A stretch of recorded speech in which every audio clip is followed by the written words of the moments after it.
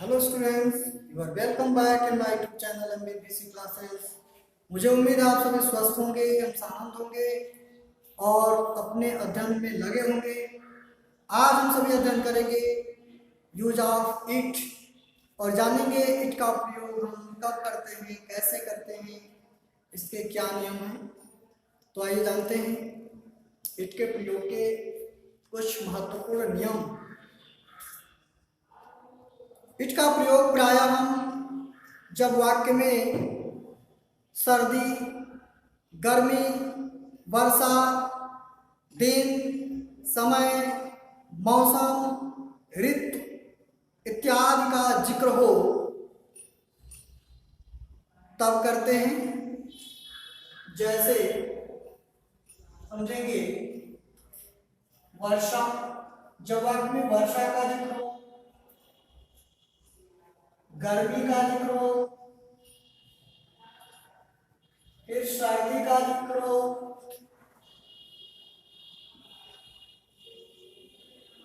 दिन का, समय का, मौसम का या फिर ऋतु का जिक्र हो तो हम इट का प्रयोग करते हैं। ध्यान रहे, इट का प्रयोग डमी सब्जेक्ट के रूप में हम करते हैं और प्रायः इट के बाद या इट के लिए हम इज का प्रयोग करते हैं। यदि वाक्य अफर्मेटिव सेंटेंस का है तो इट के बाद इज, फिर शेष शब्दों को लिख करके अनुपात बनाते हैं। फिर यदि वाक्य निगेटिव सेंटेंस का है तो इट, इज, उसके बाद नॉट, फिर अन्य शब्दों का प्रयोग करके वाक्य का अनुवाद बनाते हैं। यदि वाक्य इंट्रोगेटिव सेंटेंस का है, सिंगल इंट्रोगेटिव है, वाक्य क्या से प्रारंभ हुआ है तो हम इज का प्रयोग पहले करते हैं, फिर इट का प्रयोग, फिर शेष शब्दों का प्रयोग करके अनुवाद बनाते हैं। यदि वाक्य के बीच में कोई प्रश्नवाचक शब्द आया हुआ है, यदि कहने का भाव यह है कि वाक्य डबल इंट्रोगेटिव का है तो सबसे पहले हम उस क्वेश्चन वर्ड को लिखते हैं, उस प्रश्नवाचक शब्द की अंग्रेजी लिखते हैं, फिर इज, फिर इट का प्रयोग करते हैं। यदि वाक्य इंट्रोगेटिव निगेटिव है तो हम इट के बाद नॉट लगाते हैं शेष। जैसे वाक्य इंट्रोगेटिव है, सिंगल इंट्रोगेटिव है तो इच, फिर इट, उसके बाद से नॉट। यदि क्वेश्चन वर्ड वाला है, डबल इंट्रोगेटिव है तो क्वेश्चन वर्ड, फिर इच, फिर इट, फिर नॉट का प्रयोग करके हम अनुवाद बनाते हैं। कुछ उदाहरण दिए गए हैं, इसके माध्यम से हम समझने का प्रयास करेंगे कि इट का प्रयोग हम किस प्रकार से करते हैं। जैसे पहला उदाहरण है, आज दिन बहुत सुहावना है। यहां मौसम की बात हुई है, दिन बहुत सुहावना है, दिन की बात हो रही है, दिन के विषय में बात हो रही है, सुहावना मौसम की बात हो रही है। इस प्रकार से इसकी अंग्रेजी हम अनुवाद करेंगे इट से। इट,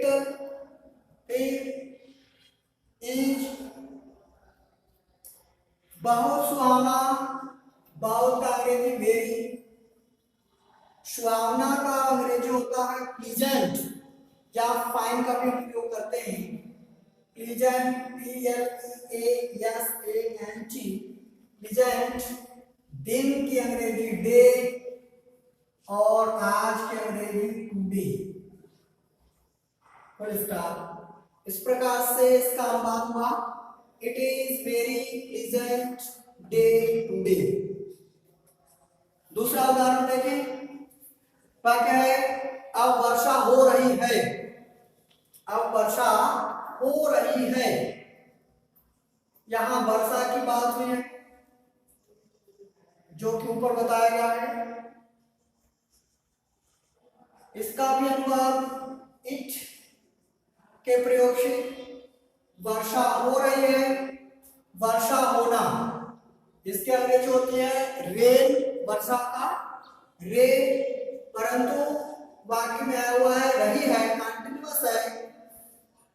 इसके बाद से रेन, फिर आएगा इसमें जोड़ देंगे रैनिंग, इट इज रैनिंग, वर्षा हो रही है, आपकी अंग्रेजी नाउ, फुल स्टॉप।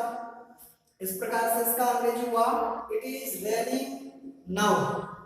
दूसरा के बाद से तीसरा उदाहरण है, दूसरों को अपशब्द बोलना अच्छा नहीं है, दूसरों को अपशब्द बोलना अच्छा नहीं है। यहां ध्यान देंगे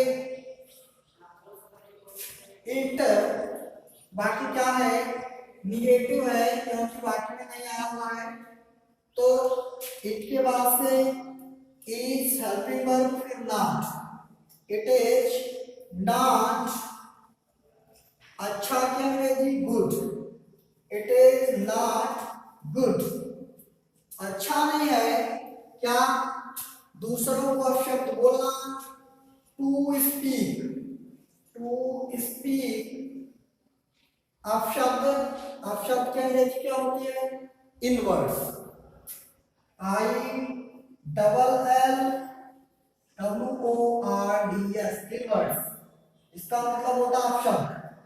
तो it is not good to speak inverse, दूसरों को, टू अदर्स,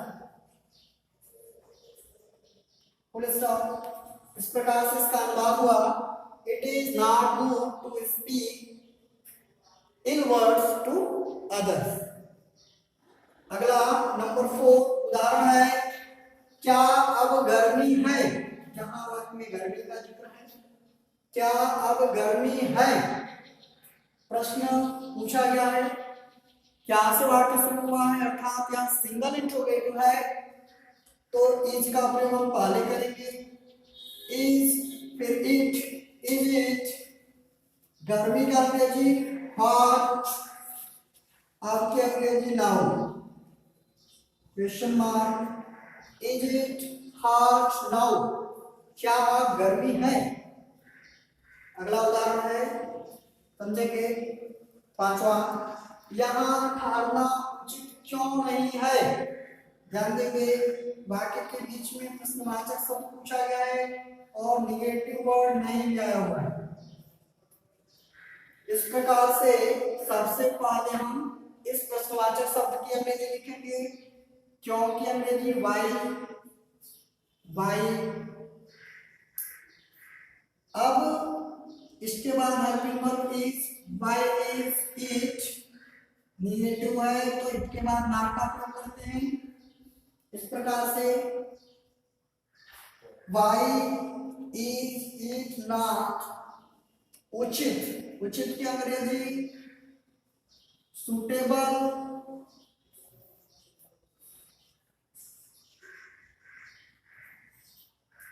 यहां ठहरना सुटेबल टू स्टे, स्टे का मतलब होता है ठहरना, यहां की अंग्रेजी हियर, क्वेश्चन मार्क। इस प्रकार से इसका अनुवाद हुआ why is it not suitable to stay here, जहां ठहरना उचित क्यों नहीं है। मुझे उम्मीद है आप सभी को इट का प्रयोग समझ में आ गया होगा। कल हम सब अध्ययन करेंगे इस पर आधारित प्रैक्टिस सेट। आज के लिए बस इतना ही। आप सभी को धन्यवाद।